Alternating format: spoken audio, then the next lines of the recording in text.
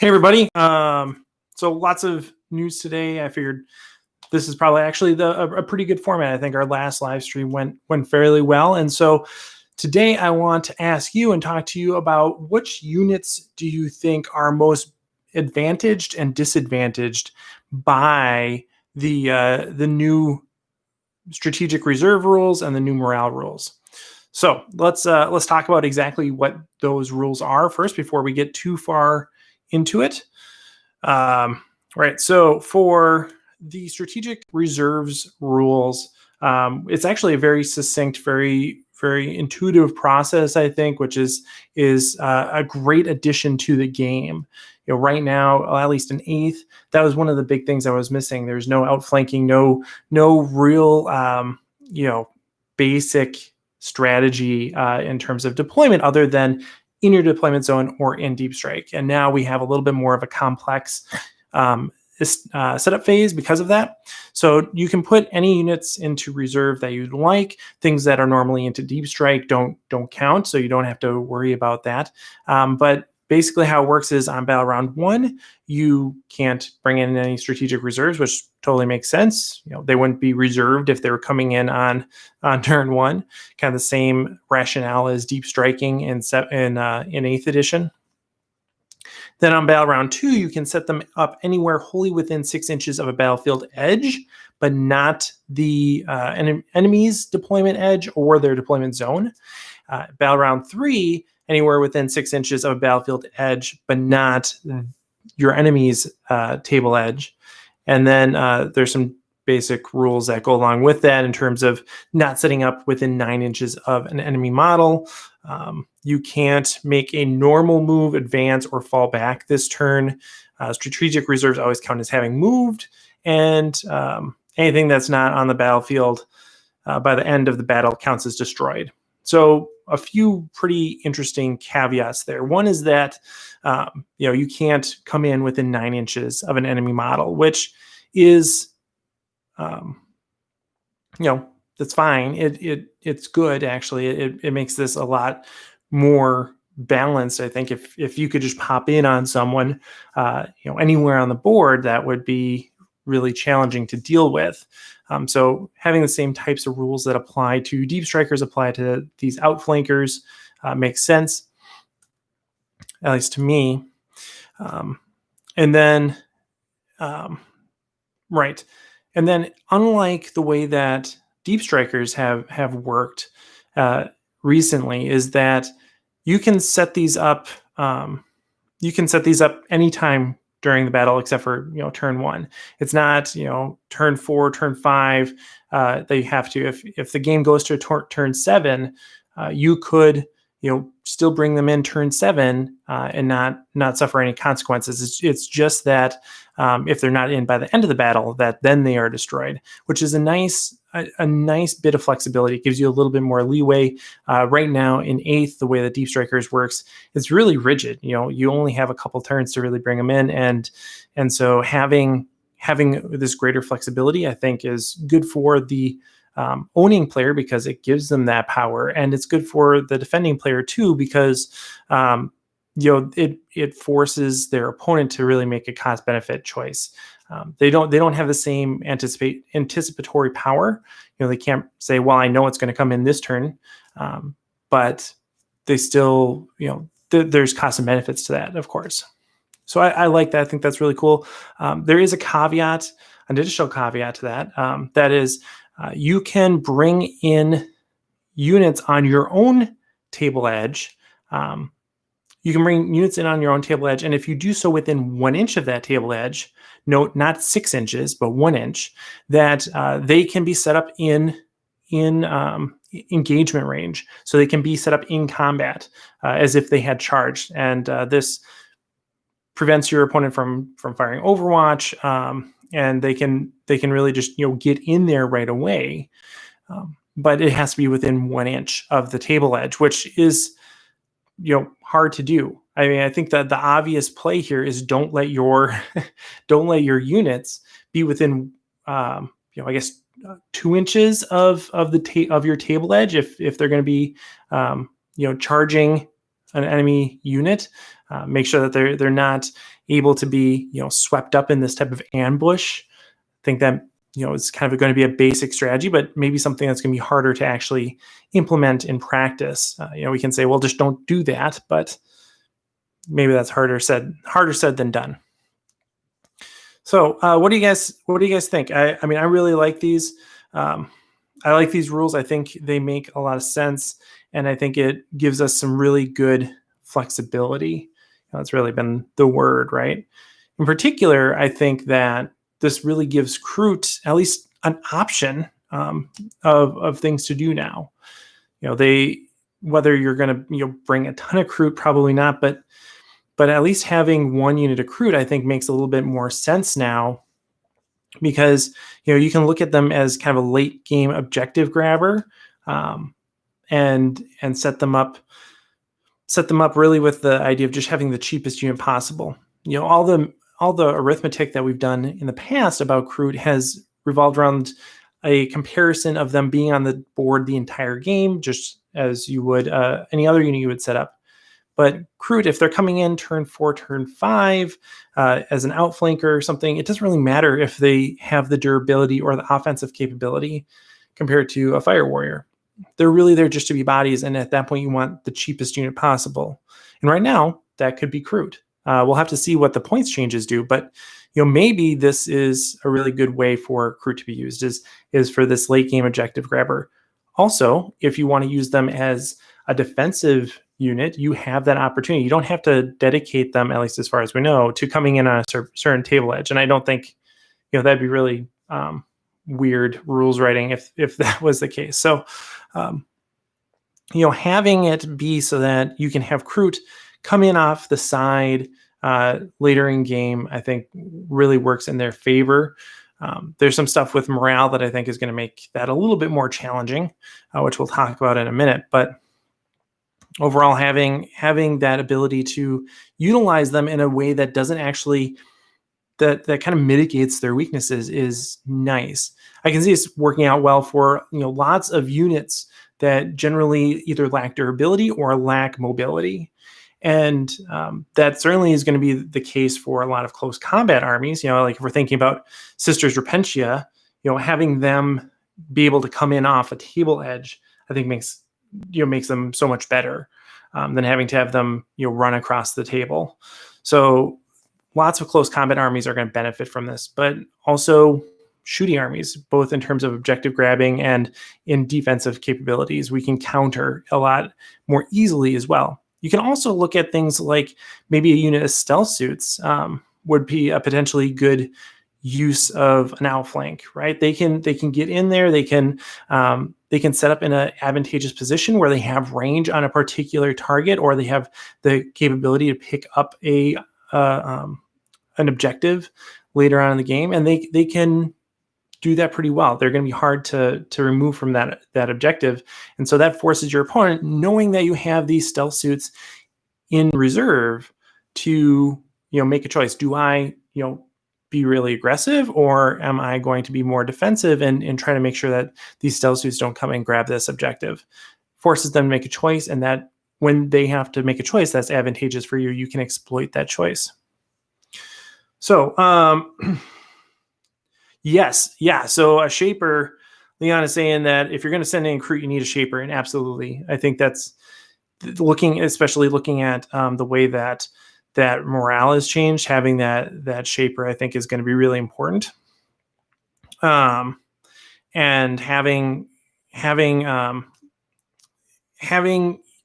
don't know if Crude Ox Riders actually seem like an interesting choice for this, right? Because having a Crude Ox Rider in reserve, at least for kind of a close combat option, seems, not close combat, obviously, but having a Crude Ox in reserve, a few Crude Ox in reserve to come in and punch guys on the back line, I think is an interesting potential option.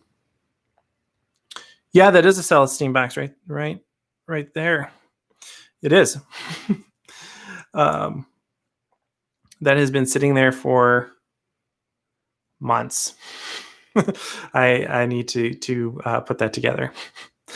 So, all right. Oh, I actually didn't mention kind of some of the more important, one of the more important parts here. We haven't gotten to it yet. So the way that it works is it's all based on the power level rating of the units that you place in reserve. So 1 to 9 power level, 1 command point, 10 to 19, 2 command points, 40 to 49, 5 command points. So it goes up in those in 10 power level point brackets. And I wish this was just based on points, because they say that they're going to be updating power level at the same, well, maybe not the same, but at least more frequently than they have been. They're going to at least revisit power level, which is good. But if this is meant to be a core mechanic, then it should be based on points, not based on power level, because points are the thing that get the most attention, get the most review. And so it should be based on points, not power level. And so there's that whole issue. You also have to make sure you actually know the power level, instead of just knowing the points, which ruffles my feathers a little bit, but whatever. Either way, if this was power level or if this was points, the fact that it's a bracketed system means that there are going to be lots of cases where you can basically just put a unit in to reserve for free. So you're already paying the 1, 2, 3 command points for it. Let's say you have a few power level left over from that investment. There's a few things that you can throw in there. You're like, might as well.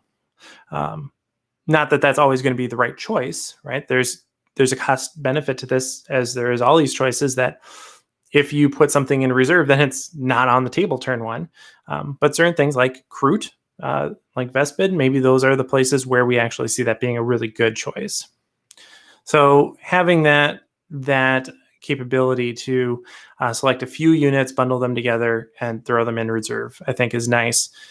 The fact that it costs CP, they talk about CP as being so abundant in 9th edition, and it just seems like it just doesn't feel like that's really going to be the case.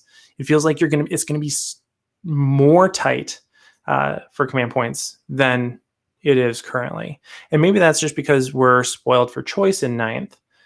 But it seems like there's going to be so many things that you want to do, even more things to do in 9th than in 8th with command points, that it's not going to feel like you have more. It's not going to feel like you're going to get to do more fun stuff because you're spending command points to do some of these things in the background that aren't themselves a discrete epic moment on the battlefield where you lay down that stratagem card and say, all right, I'm going to do this now. And your opponent's like, no, you say, I'm going to put something in reserve. It's pretty anticlimactic, but it costs command points.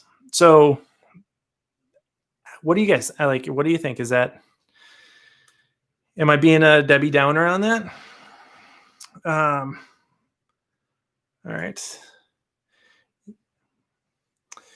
Yeah. So are we talking about, yes, we're talking about auxiliaries a little bit.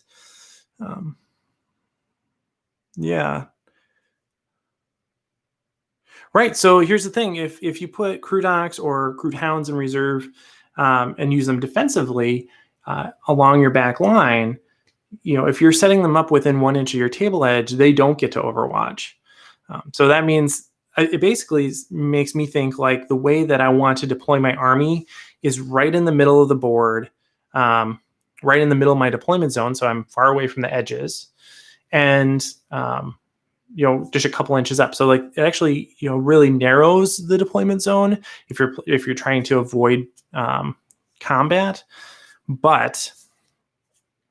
or actually it doesn't, right? Like if they have to come in 9 inches away from your opponent, it's basically like deep striking in the way that you want to have units here and there to kind of prevent them from getting too close, right? So if you castle it up right in the middle, you actually would be more vulnerable. That's actually a good point.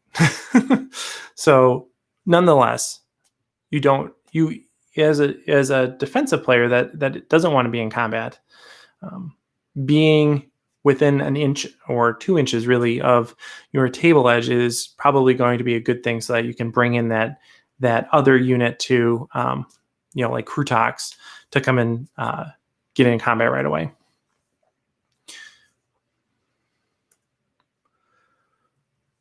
All right. How do you know what stuff can Overwatch? Okay, so it was the stuff that was Overwatch, the Overwatch related news was in the preview. It was just in the text. It wasn't a nice graphic or anything like that. By the way, I'm really thankful that Games Workshop is putting out these summary images. It seems like those are part of the core rules that they'll have these summary steps, which have abbreviated bullet points about how the whole game works. That makes a lot more sense to me than having to read through everything. So I'm glad that they're trying to make things as user friendly as possible in that way. Yeah. Okay. So the other thing that we learned today, we learned about all the strategic reserve stuff. I'm excited about because I think it gives Crude a role. Probably going to bring a unit of Crude or two, but not a whole Crude army. I don't think that doesn't really make sense to me yet. The thing that makes me, I was really excited about that. I'm like, yeah, this is gonna be great for Crude. The thing that's not so great for Crude is the way that morale is going to change. So it's still the same basic mechanic. You roll a d6 at the, in the morale phase, you roll a d6 plus the number of models destroyed. They've made it so that unmodified roll of 1 always passes. So there's no auto fail anymore. And if morale test exceeds a unit leadership, you lose 1 model. That's you're guaranteed to lose 1 model if you roll above your leadership. But then you could maybe lose a lot more. You could maybe lose a lot less than you do today.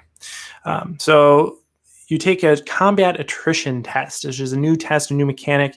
If you fail your morale and that one guy runs off, then you take this combat attrition test, which is just a d6 for every model remaining in the unit. So if you have a 30-man unit, then you could roll 30 more dice.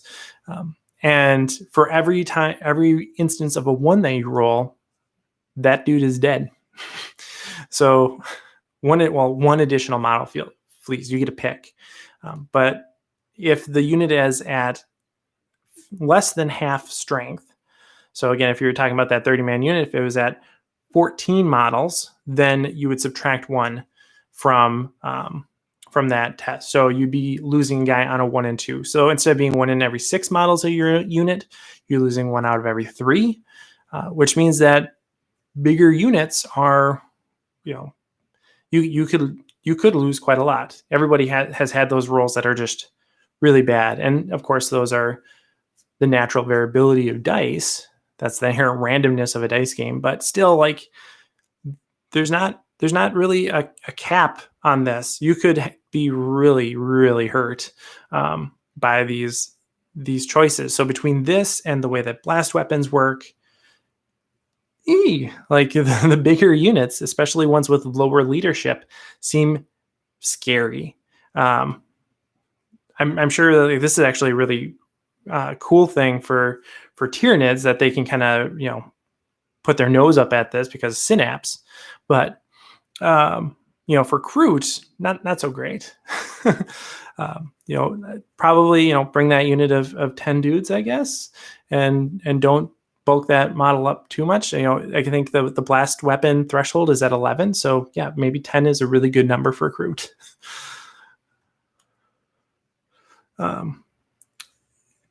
Overwatch update. What about Overwatch? Let me know what you want to know. I did a whole video about Overwatch last week. So,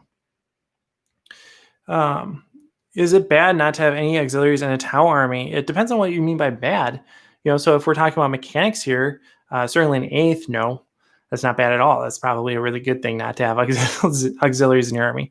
Looking forward to 9th, I think it's looking like there's a role. It's looking like there's, Crude in particular are going to have a little bit more viability because there is going to be an increased emphasis on close combat. Crude are better at close combat than Fire Warriors are, so there's that advantage. And then their ability to be cheap units that you can throw in the backfield to do who knows what with these new missions is appealing. So Yes. Oh, well, I mean, there was a yeah. So yeah. I like, it's not, I don't think it's, giving Crude, overall, I think this is a benefit to Crude. I think this is a improvement to Crude overall. It's just, when I read the reserves rules this morning, just looking at those, it felt like it was a bigger buff than when I read the morale rules as well. It seemed like that toned it down just a little bit.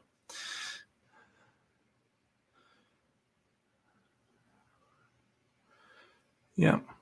So I can, yeah, I mean, I kind of think, I don't know, in my head, I keep thinking about the board for ninth edition as being really limited on line of sight. And maybe that's oversimplifying it. Maybe that's looking at some of these obscured terrain traits and thinking that's going to be all over the place, and that having a smaller board is really going to limit that, or really enhance that impact. But I also, it seems to me like long range shooting is going to be not the way to go a lot of the time. Certainly in scenarios or maps where you have a lot of terrain, it just seems like long range shooting is not going to be very practical. And so those mid range, short range armies are actually going to do pretty well in ninth. So that makes me think, things like Crude, things like breachers, crisis suits, stealth suits. These are the places that we're going to be looking at more of the Tau Army. Piranhas, I think piranhas are going to do really well. So I think piranhas are going to do really well. I think they're going to have a great role, especially because they are vehicles. They can be effective screens. They can still fire their weapons in close combat. We don't have any blast weapons on piranhas. Lots of reasons to think that piranhas are going to be a well-adapted unit for ninth edition. So piranhas, breachers, kind of these shorter range, heavy, punchier units. Again, commanders are probably going to be important, but I wonder, I think that commanders are probably going to be not in as good of a position in ninth as they are in eighth because of the changes to how character targeting works, and also how detachments work. The fact that you have to pay command points to unlock these additional detachments right now, unless they undo the one per detachment rule, means that you're probably going to only see 2 commanders in a lot of lists, at least right at the beginning. I don't think it's going to be worth paying many CPs to bring commander upon commander, because especially because they're going to be more vulnerable to shooting. If you do that, the more, it's actually kind of an interesting, very elegant component of the new rule set, is that by forcing people to pay more in terms of CP for additional characters, and also limiting their amount of screening units, you really are dampening the benefit of the character keyword, and therefore enhancing the value of a lot of underutilized units in eighth. Yeah, I think so. To be honest, I really think Crude still needs something. They still need something more than what they have to really be a clearly viable choice. But there's a glimmer, there's a hope that, depending on how the missions pan out, because again, it's not just grabbing an objective. You have to do things. You have to channel objectives and hold them, or do certain things that we normally see in like more narrative based events or missions. Those are making their way into the standard missions. So depending on what they have to do, Crude might be really good. They might be not as great. So like if Crude have to stand out in the open for 3 turns and hold an objective to do something to get some points, that doesn't seem like it's going to work very well for them.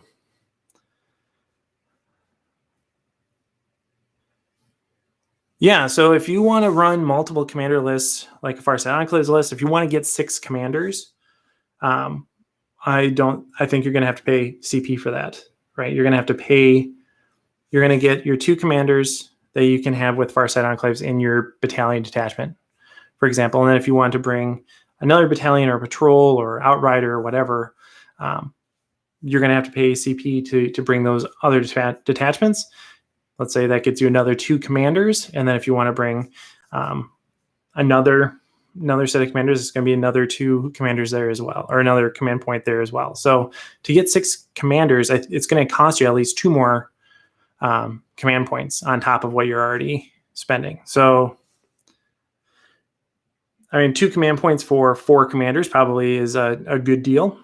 But that's assuming that the costs are equivalent to the benefits in 8th, right? So if outrider detachment costs you 1 CP to bring, then that's probably a good deal. If it costs you 2 CP, I think that's a bigger question. I don't know if that's actually going to end up being worth it, especially given everything I just said in the last 5 minutes.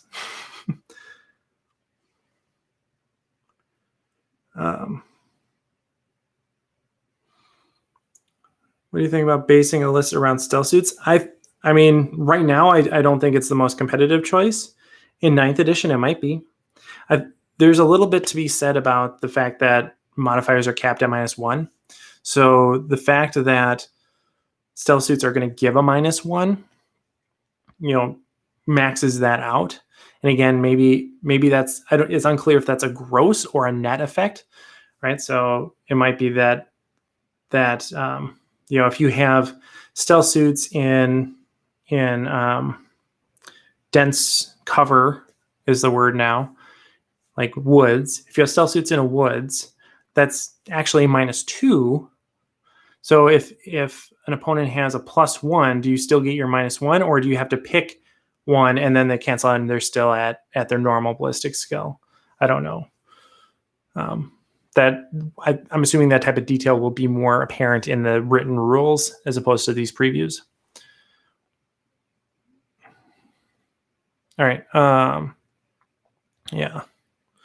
So if it's a net effect that's capped, I think stealth suits are better. Well, they're certainly better than if it's a gross effect. But again, this also all depends on points.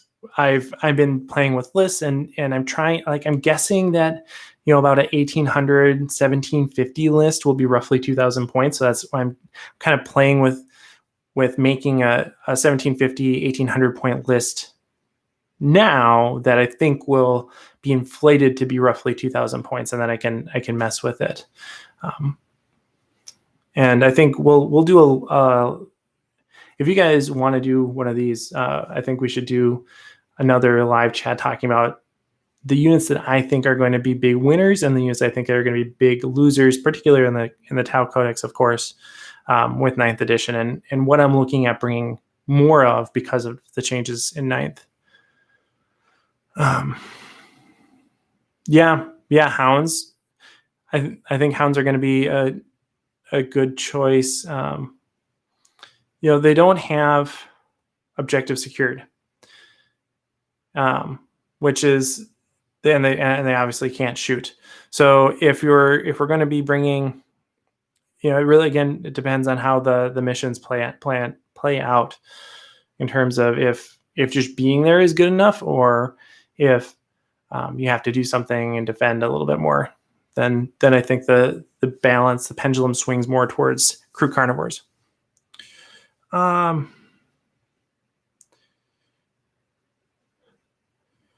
the parentheses, Pokefox. All bets are off right now for 9th edition. We have these previews, but we don't really know what things are going to look like. We can kind of spitball it right now, but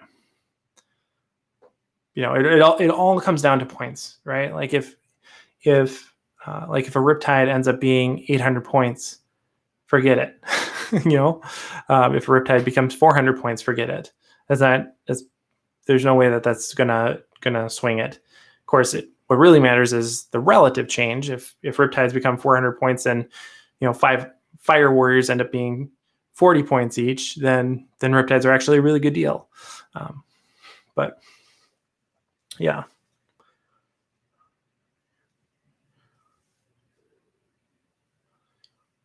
Yeah. Yeah, we do know that they don't want you to camp in a corner.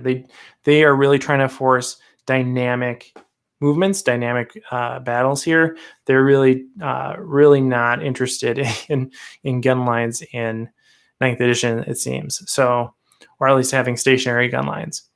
So, yeah, I mean, I think, so like broadsides are going to be really advantaged in 9th compared to 8th because they can move and shoot. Yeah, hammerheads, same thing. They're going to be advantaged. Breachers, riptides, all those things I think are going to do well in 9th, assuming that the points are there. I'm interested to see how riptides play because of their points. I'm assuming that they're going to get a pretty significant point increase above the average point increase. But the fact that they can shoot in close combat because they're monsters is pretty darn sweet. Notably, there was a rumor that you're not going to be able to fall back. You're not going to be able to fall back except for a stratagem. And we saw that stratagem that allows that desperate escape or whatever stratagem. That doesn't preclude the option of just falling back normally. So potentially, and I think they would say that if that was the case in that preview. And unless I totally missed it, they didn't. So you're still able to fall back, as far as I know. So whether or not you actually want to stay in combat and if you want to stay in combat and shoot with your Riptide, probably not. You probably still want to fall back and shoot, especially since they have fly, assuming fly works the same way. But if you can't and you don't have the CP or you don't want to spend the CP, there's worse things than being able to shoot everything and then punch them too. I mean, it's still a Riptide punching, but whatever. Yeah. So yeah, the rules that we have right now, I think I'm excited about what that means for a lot of underutilized units. I think it means that a lot of things that you don't see on the board right now actually have a role just because you can bring them in later without having to deep strike them or something. I think that makes a big difference for a lot of units. If you lean too far that way, say I'm going to take all the underdogs now because I can bring them in later, then you're not going to have the offensive capabilities early on. But something like, I'll talk about this if we do the video with the winners and losers, but I'm excited for flyers. Although, I mean, they're not going to be able to cap objectives. They're not going to be able to channel things, but like a Tiger Shark, especially because it doesn't suffer the modifiers to hit now because of heavy weapons. It just sounds really good. It just seems like it would be a really good choice, assuming the points are there. So having that and maybe a Sunshark Bomber. Sunshark Bombers, I think, too, are going to have a role because they're going to be able to go over terrain, and the mortal wounds mechanic is not a to hit thing. You don't have modifiers to hit on a bomb. So yeah, I think that'll be cool. One thing, I didn't mention this. With the preview here for strategic reserves, they say that you have to come in within 6 inches and it counts as being moved. I wonder, if just because you're within 6 inches of tailboard, does that mean that they assume that you entered the board from the nearest point on that table edge, or could it be that you entered the board here and then just moved up here? Assuming that's not more than your maximum move characteristic and still within 6 inches. So you have this triangle here. Could you take a bomber and come in down here and bomb a unit here and then end up here that's 6 inches away? Probably not. That's probably not the way that it's going to work. But that'd be kind of cool if you could bring the bomber in and just do that.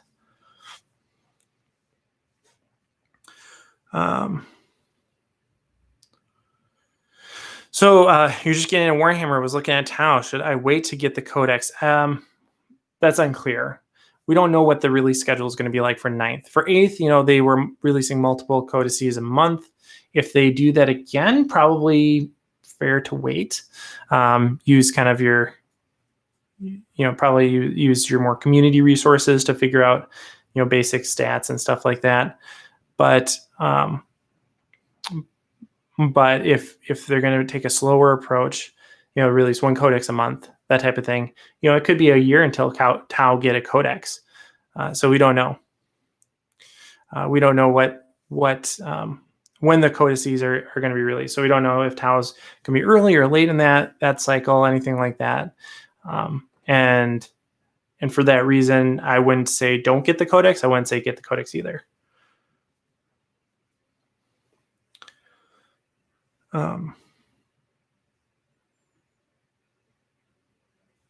Oh, is the connection really bad, guys?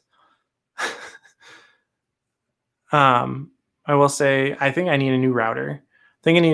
And there's also a lot of construction going on along my road, and they are they're really good at touching the wires. Okay.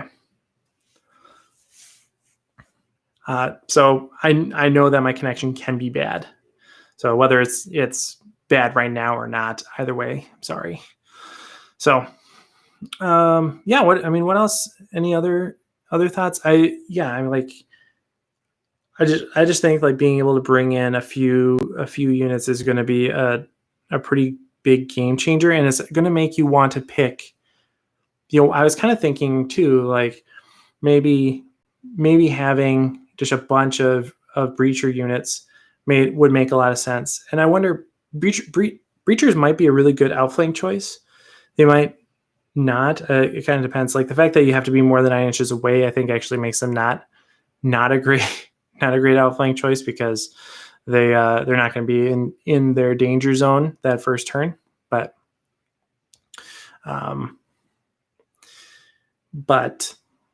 the having a bunch of breachers run around seemed like a cool idea, and now that we know how reserves work a little bit more, maybe there's going to be more things to do. But having those reserves and then having really resilient or resistant units as your core army that's on the board turn 1 seems like it's going to be even more important in 9th.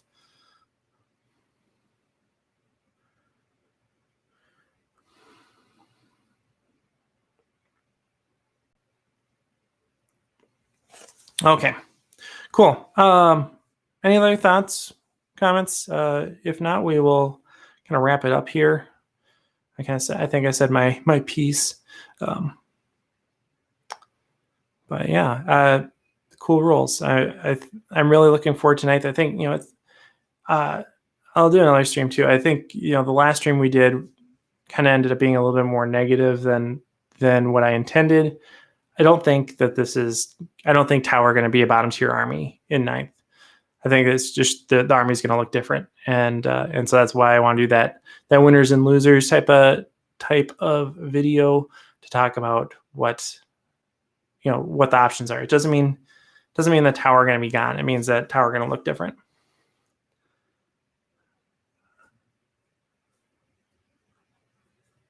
Yeah, I don't know if gunlands are dead, but I think they're disadvantaged in 9th. So, okay. Cool. So let me know what you guys think if you're watching this. If you're watching this later on, thanks for sticking with us. If you're watching this now, I guess thanks for sticking with us too. But yeah, throw it in the comments. We'll talk about some more going forward. So as always, thanks for watching and happy wargaming.